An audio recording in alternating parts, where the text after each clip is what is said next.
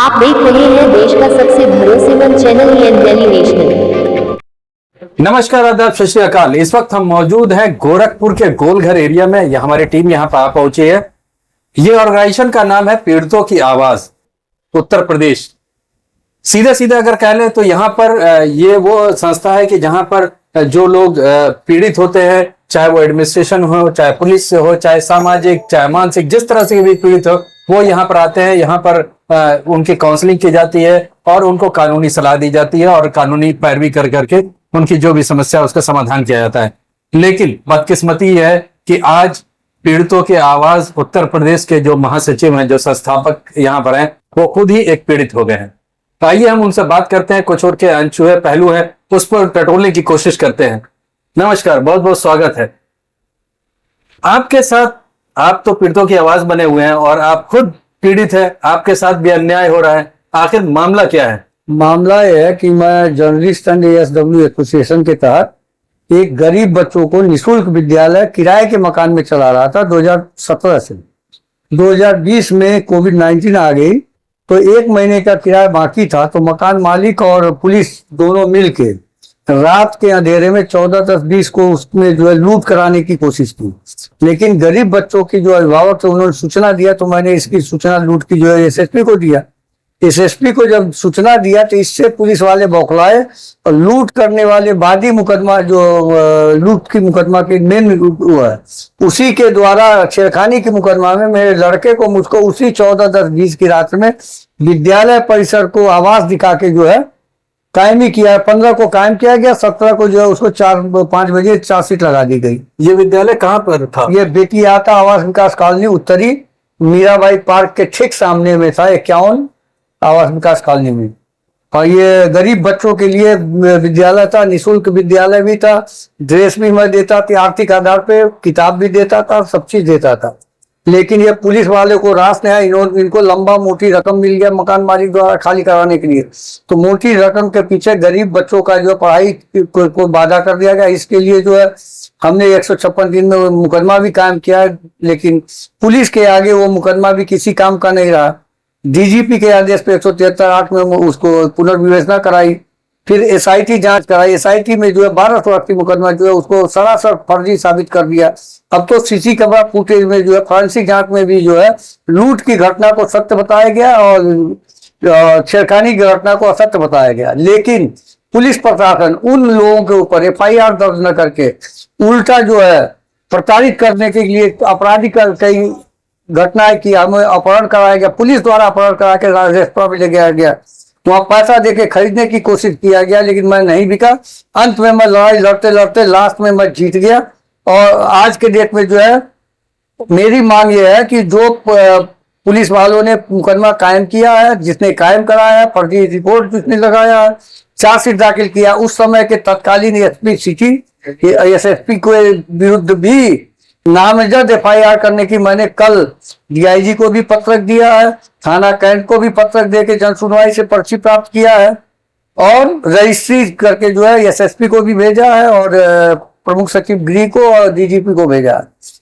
इतनी आप लड़ाई लड़ रहे हैं, आप खुद पीड़ित हो गए, बार बार आप धरना देते हैं।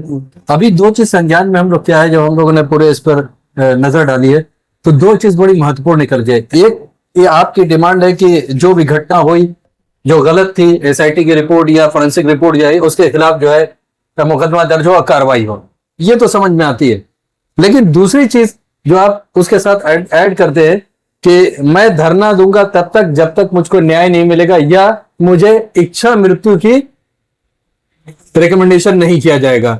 ये इसलिए तो आखिर आप पीड़ितों की आवाज बने हुए हैं, आप दूसरे को न्याय दिला रहे हो और आप इस तरह का हतोत्साहित होने वाली बात कर रहे हैं। साहित वाली बात इसलिए नहीं करता, उनके ऊपर दबाव बनाने के लिए, क्योंकि इस बार जो मैं बैठा था कंपियरगंज थाना अध्यक्ष की जो है आतंक वहां भी फैली हुई है, वहां की जनता त्रस्त है, सारे जनता मेरे साथ थी और 10:30 बजे रात तक मैं वहां बैठा था कमिश्नरी में। अंत में संजय सिंह, लगातार आपकी एडमिनिस्ट्रेशन से बात हो रही है, पुलिस एडमिनिस्ट्रेशन में बात हो रही है, रिजल्ट क्या निकल रहा है? आप 2017 की ये घटना बता रहे हैं, अगर 17 से लेकर के 20 की घटना है, 2020 की घटना बता रहे हैं, तो 2020 से आज 5 साल होने को आया। रिजल्ट क्या है? रिजल्ट ये है कि जो पुलिस जो है हमें कहती थी कि इन्होंने मकान जो है कब्जा करने के लिए जो है खाली नहीं कर रहे थे, वह दाग मेरे ऊपर से हट गया। नंबर 2, मुझको भ्रष्ट समझते थे, वो उसका दाग हटा दिए गई, क्योंकि सारे इंटेलिजेंस की जांच, एलआईयू जांच मेरे पक्ष में रहा। यहाँ तक कि जिलाधिकारी की जो है मजिस्ट्रियल जांच भी मेरे पक्ष में रहा। और करीब करीब जो एसआईटी ने भी और अग्रिम विवेचक ने स्पष्ट कर दिया, जब 14-10-20 को लूट करने की घटना सीसी कैमरा फुटेज में दिखाई दे रही है, और जिस समय आरोपी ने लगाया है कि इस समय छेड़खानी हुई, उस समय घटना पे न तो वादी मुकदमा मौजूद थे, न प्रतिवादीगण मौजूद थे, न ऐसा कोई घटना दिखाई दे रही। इसकी फॉरेंसिक जांच ने भी पुष्टि कर दिया है। उसके बाद भी ये पुलिस प्रशासन जो है सिर्फ आरोपियों को बचाने के लिए एसआईटी जांच का न पालन करा रही है, न आपराधिक 9 मुकदमे उसको लागू कर रही है, न तो उन लोगों के ऊपर कोई कार्रवाई कर।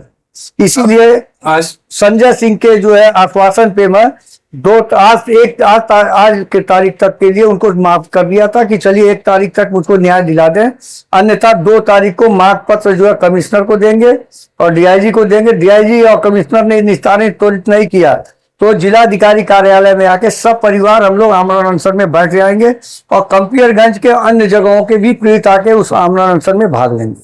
अनशन करने से अच्छा सिस्टम से लड़ना अच्छा नहीं है? सिस्टम से तो मैं लड़ रहा हूँ, लगातार लड़ रहा हूँ, लेकिन आईजीआरएस एक ऐसा झुंझुना बना हुआ है जिसमें शासन का आदेश है कि आईजीआरएस की निस्तारण करके कार्रवाई करना, लेकिन ये निस्तारण गुमराहजनक फर्जीवाड़ा रिपोर्ट लगा के करते हैं, जबकि शासन का आदेश है कि बिंदुवार जांच करके जो है पीड़ित पक्ष को उसकी जांच रिपोर्ट को दिखाई जाए, साक्ष्य को संकलन की जाए, तब उस पर दस्तखत करा के तब निस्तारण की जाए। वो ठीक है। हमारा सवाल ये है, फिर हम वहीं आ रहे हैं कि आप दूसरे को न्याय दिलाते हैं और आप खुद अपने न्याय के लिए अनशन पर बैठ रहे हैं, तो ये किस तरह के नजीर पेश हो रहा है? मैं दोनों के लिए बैठ रहा हूँ, अकेले अपने लिए नहीं बैठ रहा हूँ। इस समय मेरी प्रॉब्लम करीब करीब मैं जीत गया हूँ, खाली पालन ये नहीं कर रहे हैं उसके लिए बैठ रहा हूँ। अब मुझे ये नहीं करना है कि हमको ये मुकदमा हटाई जाए, ये तो ऑलरेडी शासन के जांच में क्लियर हो गई, ये मुकदमा फर्जी, इसको समाप्त किया जाए। तो ये सीधा सीधा हम ये मान लें कि जो इच्छा मृत्यु की आप बात कर रहे हैं या अनशन पर बैठ रहे हैं, वो शासन के ऊपर या प्रशासन के ऊपर या पुलिस एडमिनिस्ट्रेशन के ऊपर एक दबाव बनाने की कोशिश है। बिल्कुल कि जो भी हो उसको निस्तारण किया जाए, तत्काल मांग पूरी किया जाए। योगी जी का भी यही हुआ है कि उनका 0 टॉलरेंस नीति का पालन किया जाए, लेकिन उनके मुख्यमंत्री शहर में 0 टॉलरेंस नीति का पालन न तो पुलिस प्रशासन कर रही है न राजस्व कर रही है। ये दोनों सिर्फ एक पक्षीय कार्रवाई भ्रष्टाचार को बढ़ावा दे रहे हैं। आने वाले समय में क्या महेंद्र कुमार श्रीवास्तव को मैं विधायक के रूप में देखने? नहीं, मैं किसी भी राजनेता के रूप में न जाना चाहता हूं, न जाऊंगा। मेरा एकमात्र लक्ष्य है कि आम जनता का आवाज को उठा के सरकार समझ पहुंचाना, सरकार की आवाज को जनता समझ पहुंचाना। तो कल क्या ये जो आमरण अनशन की बात कर रहे हैं, कल भी जनता बात नहीं होगी तो आप करेंगे? करेंगे, बिल्कुल। जनता की जो पीड़ा है उसको दूर करें, ये मुख्यमंत्री का भी मंशा है। ये अधिकारी क्यों नहीं कर रहे हैं, इस पे मुख्यमंत्री को विचार करना होगा। और मेरी मांग है सरकार से, आईजीआरएस की मॉनिटरिंग हमारी एसोसिएशन को दिया जाए तो 1 साल में जो है भ्रष्टाचारियों के नकेल कसने में मैं कामयाब हो सकता हूं।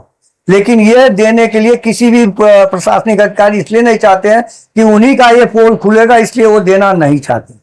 चलिए, ये थे महेंद्र कुमार श्रीवास्तव जी। इन्होंने अपनी पूरी व्यथा बताई कि कैसे 2017 से इनका स्कूल एस्टेब्लिशमेंट हुआ। 2020 में कोविड में जो रेंट को लेकर करके मुख्यमंत्री का भाई आदेश था कि अगर कोविड में बंद है तो रेंट को माफ कर दिया जाए, तो कहीं पर माफ हुआ, कहीं पर नहीं हुआ। खैर, उसको लेकर के विवाद होता है मकान मालिक से, जिसको लेकर करके इनके स्कूल में लूट कराई जाती है, जैसा कि इनका कहना है, और उसके बाद फिर मुकदमेबाजी शुरू हो जाती है। आज 5 साल गुजर गए हैं, अभी भी न्याय के लिए दर दरे भटक रहे हैं। कभी गृह सचिव के यहाँ, कभी डीआईजी के यहाँ, कभी एडीजी के यहाँ, कभी डीएम के यहाँ, कभी एसएसपी के यहाँ।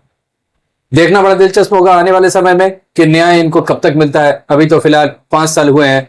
साथ में इनका ये कहना है कि इनके साथ जो ये कल इनका प्रास्ताविक धरना है, जिसको लेकर के ये है कि कल हम आला अधिकारियों से मिलेंगे, अगर वो इनकी बात मान लेते हैं ठीक है, नहीं मानते हैं तो धरना हम करेंगे। साथ में इन्होंने उन पीड़ितों को भी ऐड किया है जो आसपास के लोग हैं, जो इनकी संस्था से जुड़े हुए हैं और एक्चुअल न्याय उनको भी नहीं मिल रहा है, उनको भी साथ में लेकर करके ये न्याय कर रहे हैं। हम उम्मीद करते हैं कि जो भी मामला है उसका निस्तारण विधिक कार्रवाई अनुसार जो सत्य है उस पर किया जाएगा और से जल्द इस पर निर्णय लिया जाएगा।